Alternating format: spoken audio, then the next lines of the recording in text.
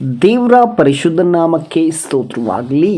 ಈ ದಿನದ ದೇವರ ವಾಕ್ಯ 1ನೇ ಥೆಸಲೋನಿಕದವರಿಗೆ ಬರೆದ ಪತ್ರಕ್ಕೆ 5ನೇ ಅಧ್ಯಾಯ 11ನೇ ವಾಕ್ಯ. ಆದ್ದರಿಂದ ಈಗ ನೀವು ಮಾಡುತ್ತಿರುವ ಪ್ರಕಾರ ಒಬ್ಬರನ್ನೊಬ್ಬರು ಸಂತೈಸಿಕೊಳ್ಳುತ್ತಾ ಒಬ್ಬರ ಭಕ್ತಿಯನ್ನೊಬ್ಬರು ವೃದ್ಧಿ ಮಾಡುತ್ತಾ ಇರ್ರಿ.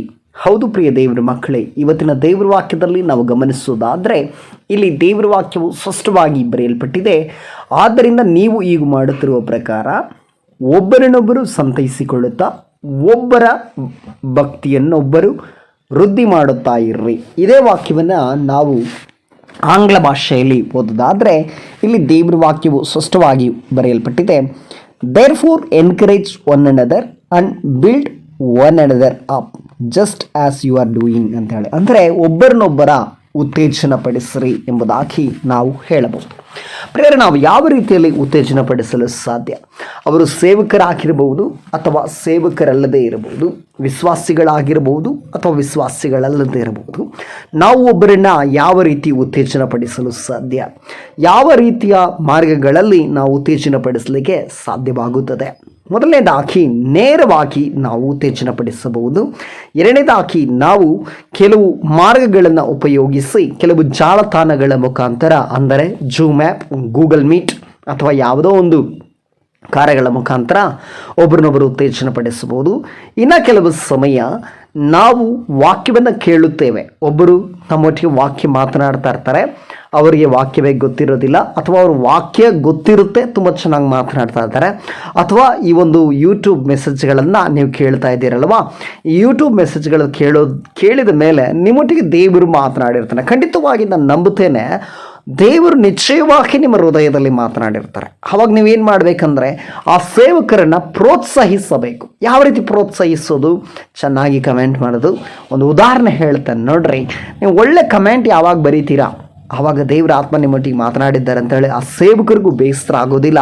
ಆ ಸೇವಕರು ಏನು ಮಾಡ್ತಾರಂದರೆ ಅದನ್ನು ಇನ್ನೂ ಹೆಚ್ಚಾಗಿ ಬಳಸಿಕೊಳ್ಳುತ್ತಾ ಇನ್ನೂ ಹೆಚ್ಚಾದ ಜ್ಞಾನವನ್ನು ಉಪಯೋಗಿಸಿ ಇನ್ನೂ ನಿಮಗೆ ಹೆಚ್ಚಾಗಿ ಕಳಿಸ್ಕೊಳ್ಳಿಕ್ಕೆ ಪ್ರಾರಂಭಿಸುತ್ತಾರೆ. ನೋಡ್ರಿ, ನಾವು ಯಾವ್ಯಾವ ರೀತಿಯಲ್ಲೆಲ್ಲ ಉತ್ತೇಜನ ಪಡಿಸಬಹುದು. ಒಂದು ನೇರವಾಗಿ, ಇನ್ನೊಂದು ಇಂಡೈರೆಕ್ಟ್ ಆಗಿ, ಅಂದರೆ ನೇರ ಅಲ್ಲದೆ ನಾವು ಯಾವುದೋ ಒಂದು ವಿಧಾನದಲ್ಲಿ ಅವರನ್ನು ಉತ್ತೇಜನ ಪಡಿಸಬಹುದು. ಪ್ರಿಯ ದೇವರ ಮಕ್ಕಳೇ, ಒಬ್ಬರು ಬೆಳೀತಾ ಇದ್ದಾರೆ ಅಂದರೆ ನಾವೇನು ಮಾಡಬೇಕಂದ್ರೆ ಪ್ರೋತ್ಸಾಹ ಮಾಡಬೇಕು. ನಾವೇನು ಮಾಡಬೇಕು? ಒಬ್ಬರನ್ನೊಬ್ಬರು ಸಂತೈಸಬೇಕು. ನೀವು ಮಾಡ್ತಾ ಇರೋದು ಚೆನ್ನಾಗಿದೆ, ನೀವು ಮಾಡ್ತಾ ಇರೋದು ಉತ್ತಮವಾದದ್ದು, ಇದು ಉತ್ತಮವಾದ ಕೆಲಸ, ದಯವಿಟ್ಟು ಇದನ್ನು ಮಾಡಿರಿ, ಮುಂದುವರಿಸ್ರಿ. ಇವತ್ತಿನ ವಾಕ್ಯದೊಟ್ಟಿಗೆ ದೇವರು ನನ್ನೊಟ್ಟಿಗೆ ಮಾತನಾಡಿದ್ದಾನೆ, ಇದನ್ನು ನನ್ನೊಟ್ಟಿಗೆ ಮಾತನಾಡಿದ್ದಾರೆ ಎಂಬುದಾಗಿ ಕಮೆಂಟ್ಗಳನ್ನು ಬರೆದು ಒಳ್ಳೆ ರೀತಿಯಲ್ಲಿ ಎನ್ಕರೇಜ್ ಮಾಡುವಂಥದ್ದು. ದೇವರು ನಿಮ್ಮನ್ನು ಆಶೀರ್ವದಿಸಲಿ, ದೇವರು ನಿಮ್ಮ ಸೇವೆಯನ್ನು ಉಪಯೋಗಿಸಲಿ, ನಿಮ್ಮನ್ನು ಬಲವಾಗಿ ಉಪಯೋಗಿಸಲಿ ಎಂಬುದಾಗಿ ಅವರನ್ನು ಉತ್ತೇಜನ ಪಡಿಸ್ತಾ ಹೋಗುವಾಗ ಅವರಿಗೂ ಸಂತೋಷವಾಗುತ್ತದೆ. ಯಾವುದೇ ಕಾರಣಕ್ಕೂ ಬೇಸರವಾಗೋದಿಲ್ಲ. ಕೆಲವು ಸಮಯ ನಮ್ಮ ಜೀವಿತದಲ್ಲಿ ಬೇಸರವಾಗುವುದುಂಟು. ಯಾವಾಗ ನಾವು ನಿರೀಕ್ಷೆ ಮಾಡುತ್ತೇವೆ ಯಾರಾದರೂ ನಮ್ಮನ್ನು ಉತ್ತೇಜನ ಪಡಿಸಬೇಕು, ಯಾರಾದರೂ ನಮ್ಮನ್ನು ಮಾತನಾಡಬೇಕು, ನಮ್ಮನ್ನು ಸಂತೈಸಪಡಿಸಬೇಕು ಎಂಬುದಾಗಿ ನಾವು ಎದುರು ನೋಡುತ್ತೇವೆ. ಅಂಥ ಸಮಯದಲ್ಲಿ ಯಾರೂ ನಮ್ಮನ್ನು ಉತ್ತೇಜನ ಪಡಿಸದೆ ಹೋದರೆ, ಯಾರೂ ನಮ್ಮನ್ನು ಪ್ರೋತ್ಸಾಹಿಸದೆ ಹೋದರೆ ನಮ್ಮ ಹೃದಯವು ಬಹಳ ಒಡೆದು ಹೋಗುತ್ತದೆ, ನಮ್ಮ ಹೃದಯಕ್ಕೆ ಬಹಳ ನೋವಾಗುತ್ತದೆ. ಆದ್ದರಿಂದ ಪ್ರಿಯ ದೇವ್ರ ಮಕ್ಕಳೇ, ದೇವ್ರ ವಾಕ್ಯದಲ್ಲಿ ಬರೆಯಲ್ಪಟ್ಟಿರುವ ಪ್ರಕಾರವೇ ನೀವೀಗ ಮಾಡುತ್ತಿರೋ ಪ್ರಕಾರ ಒಬ್ಬರನ್ನೊಬ್ಬರು ಏನು ಮಾಡಿರಿ? ಸಂತೈಸುವಿಕೆಯನ್ನು ಮಾಡಬೇಕು. ಅಂದರೆ ಸಂತೋಷಪಡಿಸಬೇಕು.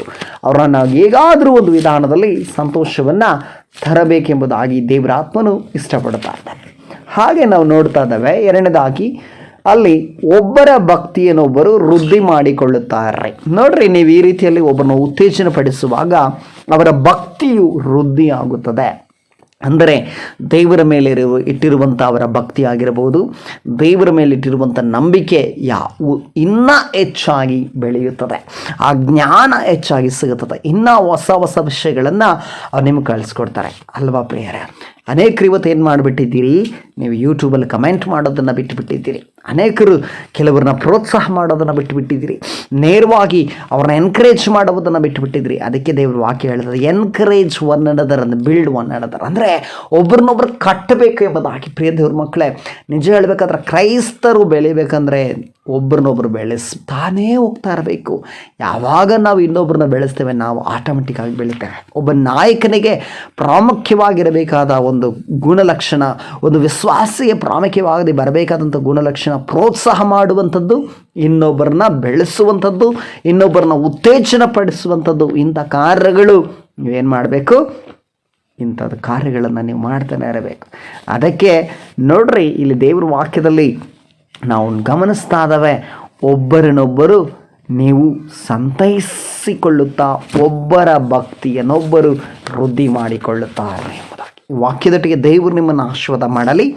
ಯೇಸುವಿನ ನಾಮದಲ್ಲಿ ಪ್ರಾರ್ಥಿಸೋಣ. ಸರ್ವಶಕ್ತನು ಮಹಾಪರಿಶುದ್ಧನೂ ಆದ ತಂದೆಯಾದ ದೇವರೇ, ಈ ದಿನಕ್ಕಾಗಿ ಸ್ತೋತ್ರಪ್ಪ.